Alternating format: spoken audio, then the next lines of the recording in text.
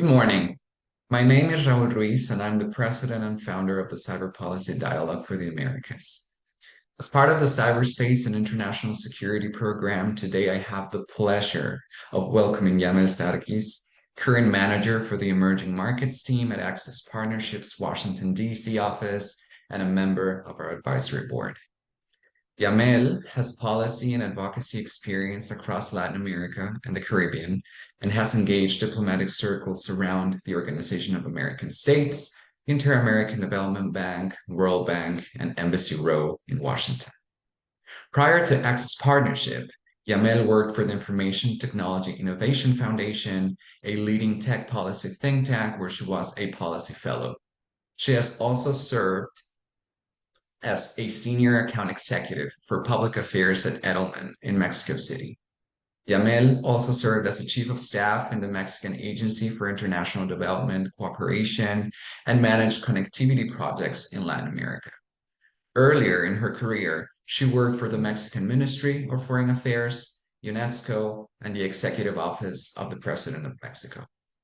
Yamel holds a master's degree in communication, culture, and technology from Georgetown University and an undergraduate degree in international relations from the Ibero-American University in Mexico City.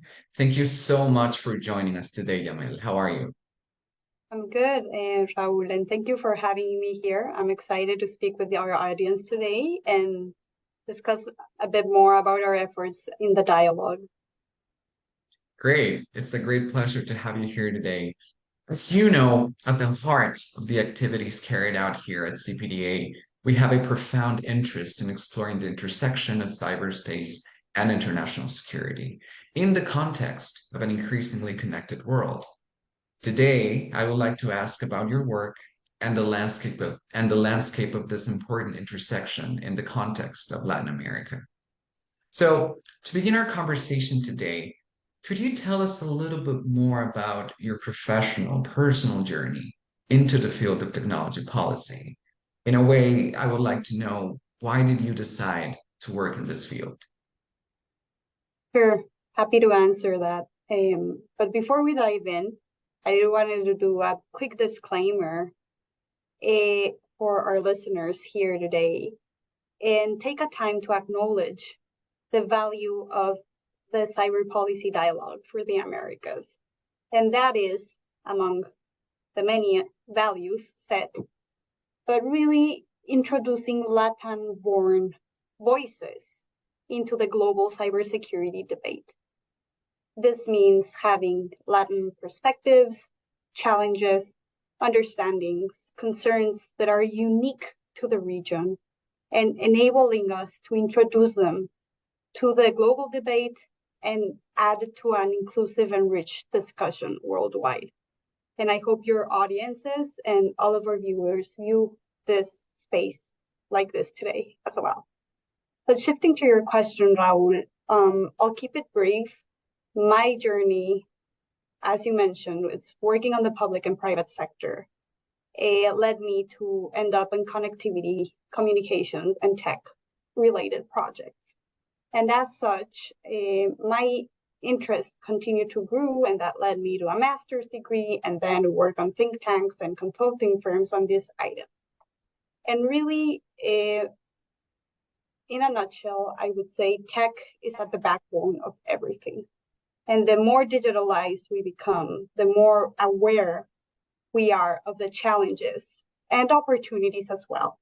So that's really where my passion lies. In terms of cybersecurity, which is the topic of our discussion today, I really started dipping my toes on this issue, I would say around some years ago when I joined Access Partnership. So interesting. Thank you so much for sharing that with us. And on that note, now that you mentioned Access Partnership, could you help us understand how the objectives and mission of Access Partnership fit the broader landscape of challenges present in the field of technology policy today? Sure, I'd be happy to. So a bit of background. Access Partnership is a global tech policy firm based on the principle of fair tech. And this is something that we do not, and I highlight, we do not take lightly. what is fair tech? Well, at AP, we firmly believe that all of the people should have equal access to the transformative power of technologies. And in doing so, enabling this access to be open, to be sustainable, and to be fair. That's the overall mission, right? But access has really been around for 20 plus years. And we've been helping organizations, governments, and industry understanding the implications of this ever-evolving digital environment, developing tools to help shape these fair and open spaces, and regulatory frameworks that support not only innovation and growth, but also consumer choice, human rights, privacy, data protection. So take cybersecurity as an example, right? We have extensive experience and a team of experts, really, that I'm appalled and amazed by, working by every day, developing policies, designing methodologies that serve as the backbone of these strategies, assisting international organizations, for instance, the Interpol, with trainings on cybercrime and first response mechanisms, or even helping the industry understand the impact of X and Y regulation to your business, to your consumers, to your market. Thank you so much. Really interesting, important job that you guys are doing in a world where connectivity, digitalization are growing at exponential rates. I would like to connect this to my next question. And as you may have read, as written in the International Monetary Fund blog, the COVID-19 pandemic accelerated digitalization by an average of almost 6 percentage points across advanced economies. And there are, of course, differences and gaps between markets and how they are seeing this increase, but the overall consensus is that there has been an increase post-COVID. Now, some experts warn that these trends also increase cyber risk and vulnerabilities across the board. The more connected we are, the more vulnerable we are. So in general terms, could you help us better understand the importance of this cyberspace and security intersection? Sure. So I think there is no reason to hide it here. There is a correlation, no? The more digitalized our environment is, the more exposed we are to cybersecurity threats. And as we become increasingly reliant on the digital infrastructure to communicate, to shop, to consult with our doctor, to work, or even in terms of critical infrastructures like electric grids, like highway networks, the potential threat to our data, our privacy, our security continues to grow. But this should not come as a reason to alarm, and that's really not my intention. In turn, here we ought to see it as an opportunity to set solid foundation of robust cybersecurity practices, policies, strategies at a personal, and I see it as a layer, right? As a personal, community, organizational, and even state and international level. So we really all have a stake here. As a broader, if you zoom out and as a broader picture, Raul, nowadays, and this is according to ITU data, you have 67% of the population online, right? So there's already an innate risk built into this. You cannot talk about approaching big issues such as digital transformation, social progress and inclusivity, economic development and growth without touching upon security. No? So it is essential that we understand these vulnerabilities. We take the tools to identify, detect, prevent, protect, the basic framework, and implement them. And I think lastly, the only thing I would add to this is really acknowledging, or more than acknowledging, reflecting that this is ever evolving. And we need constant investment. in resources, in attention, in human capital, because the technology develops at a rapid rate. Now, right now, it's all about Gen AI, tomorrow, quantum, and so do the cybersecurity methods. So hackers will always come up with new ways to exploit vulnerabilities. So there is a collective incentive here to keep investing in cyber as digitalization continues to grow. Agree more with your point, understanding the development of technology from cyberspace to artificial intelligence to quantum computing, like you mentioned. We have a task at hand, and that is to keep preparing ourselves and to keep building, right? Now, if I may, I would like to zoom in to the Latin America region a little and talk about the landscape there. So, as you may have read, the International Telecommunications Union Global Cybersecurity Index, which was published in 2020, positions Latin America as the world region with the lowest score in terms of commitment to cybersecurity measures. So, based on your experience, could you kind of help us understand what are some of the reasons why this region is lagging and is lacking this kinds of commitments? And perhaps more importantly, and a follow-up question to that would be, what can be done to improve the situation? Sure.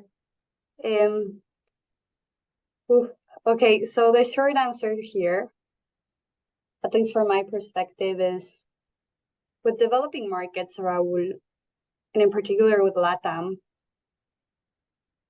I would redo it's a multi-prong, but I would like to focus on lack of capacity and lack of resources. And these are kind of interlinked.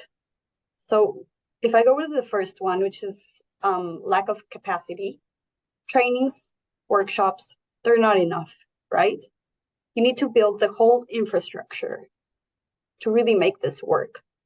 For example, and just in the prosecution side, for instance, you need to train up your police force to learn how to go about new cybersecurity laws, how to collect digital evidence. But on the same time, you need lawyers to be able to build these digital evidence cases together and present them. And layered on top, you need the judges, right?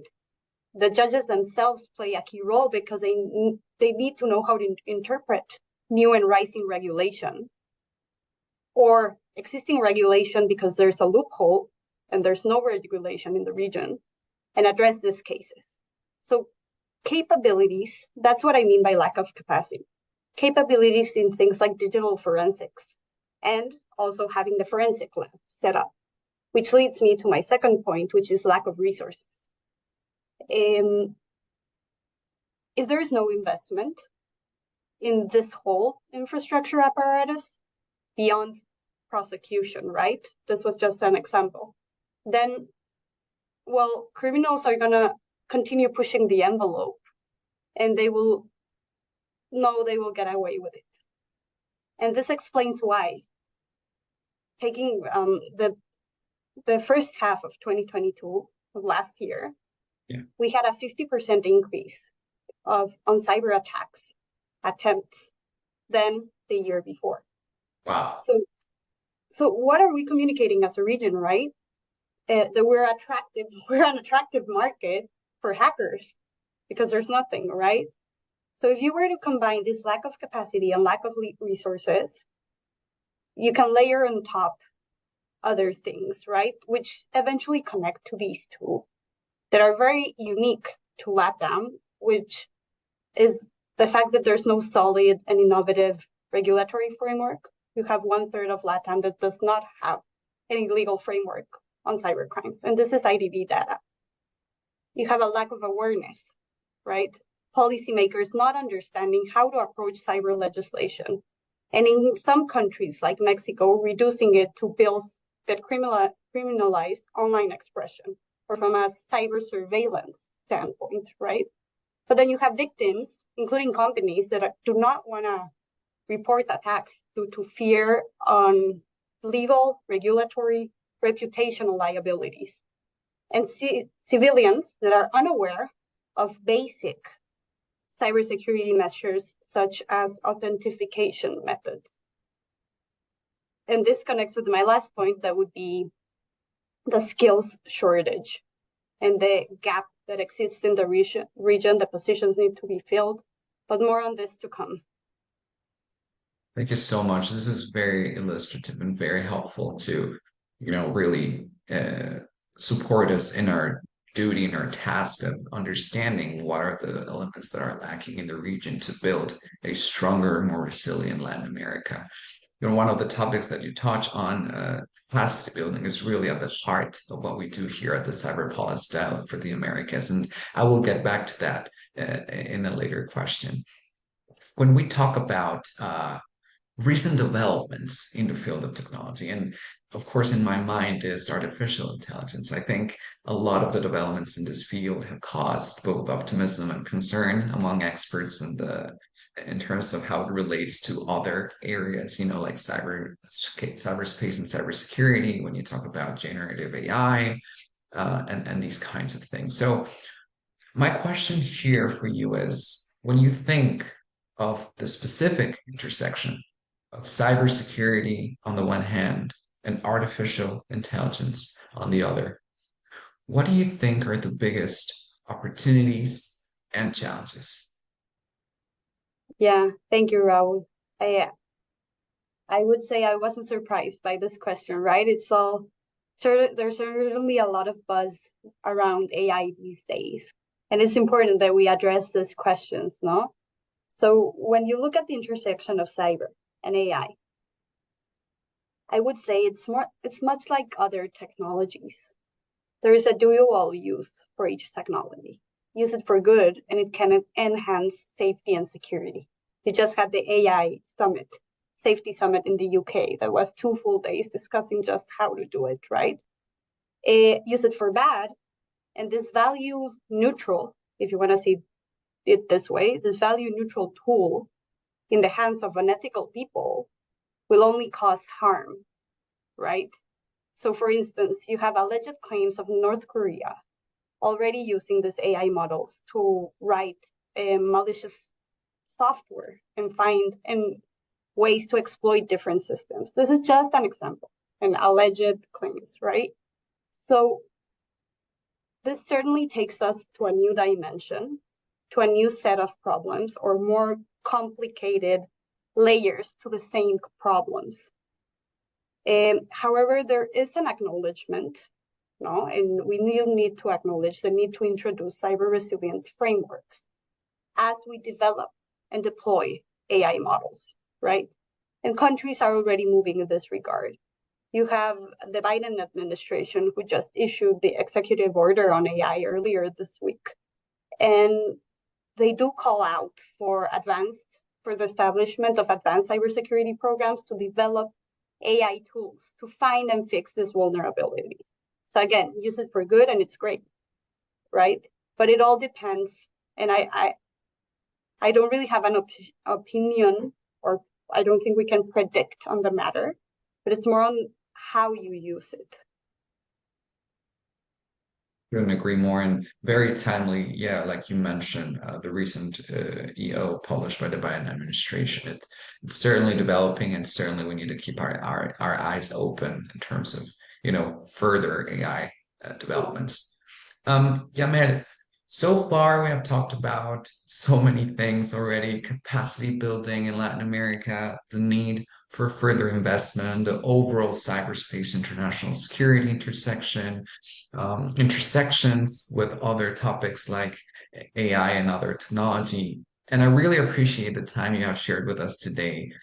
We are reaching now the last section of our interview, and I would like to ask you for 2 things. First, I would like to ask for a forecast. And then also, if you allow me this, I would like to ask for a piece of advice. So first, on the forecast, looking forward, and this is a question that I like to do with all guests and experts that we talk to, because I find a lot of richness and fortitude and diversity, really drawing from different backgrounds. So these are questions that I always do, and I would love to know your opinion. For the forecast, Looking forward to the next 5 years, what do you think are the top three priorities experts and organizations, private, public, Mm, civil society, in the field of cybersecurity, focusing on Latin America, should be working on? In an ideal scenario, what would you like them to be working on? sure. So yeah, if I had a magic wand, right? Exactly. I think we already touched on it indirectly on the other questions, but investing again in capacity and resources. Humans are the weakest link when it comes to cyber attacks. 83% of all data breaches were caused by human error. And this is according to Fortinet's latest State of Zero Trust report, right? So it's real. Capacity building can help enhance these frameworks and make us more secure and safe. So that would be perhaps the first one, and building it, baking it in onto this infrastructure apparatus that I mentioned earlier, right? And on top of that, turning and investing and really propping up these initiatives from think tanks, from research institutes, academia, initiatives like the CPDA to bring this to the table, to enable capacity building, to not only contribute, but also implement in the field, given the local LATAM dynamics, right? Two, legal frameworks. We already touched on this as well. Strengthening or even erecting non-existing frameworks in the region. This really needs to be pushed at the top level. It needs to be a government priority, government leadership at the top. And this will also in turn enable a more secure environment. So companies would be more willing to invest because you're providing certainty, right? And the third one, coordination at national and regional levels. Data is key for this. If we don't know what has worked, what has obstructed further progress, if there's no information sharing, then there's no way of perfecting this ever evolving threat system. I couldn't agree more, Yaman. Thank you so much for this. It's really enlightening, and it of course helps a lot to hear from experts like you and really touch, the kind of objectives and the kind of priorities that we should be focusing on in the region, not only in the Americas, but in the world as a whole too. To conclude our conversation today, as I said, I would like to ask for some advice. So, to all those young students and professionals, young professionals watching this interview, with exponential progress in the field of tech policy and dynamic changes in job markets, I would really appreciate it if you could share with us and with young people watching this video later on, um, what thing would you have liked to know? What skill would you have liked to develop when you started your career? In a way, what can they do now to prepare, right? If they're interested in pursuing a career in the field of tech policy. Sure, such a big responsibility, that question, right? Well, I would say for starters, tech policy is such a big realm, no? So take your time to choose what you want to specialize in. And even if you choose cybersecurity, it also unlocks a new set of areas of expertise and skills that you could focus on. So it's layers after layers after layers. So don't shy away from experimenting, from exploring, taking on and engaging in initiatives like CPDA or others that will help you and guide you through this path of discovering what's best for you. At the end of the day, it's all interlinked, right? Understanding cybersecurity naturally leads you to privacy, to data governance, to connectivity, to digital transformation. Heck, all of this sort of like subset of issues, right? So don't speed up, enjoy the ride, especially because, and one of the things I found really exciting is it's always evolving. So you always learn new things. You always, and you always are incentivized to learn more. So enjoy the ride. you so much. This is amazing. I think I heard take your time, experiment, work on these connections, and in a way, be comfortable with change and uncertainty because that is, a characteristic thing in the field of tech policy, I believe. Yamel, thank you so much. We really appreciate you for taking the time to join us today here at the Cyber Policy Dialogue for the Americas. Thank you so much for your time. Thank you, Raul. And let's keep in touch. And the network, please don't feel free to reach out to us if you have any questions. Of course, we'll do. Thank you so much. Really great work that you guys do at Access Partnership, and let's keep in touch. See you Goodbye. soon. Bye.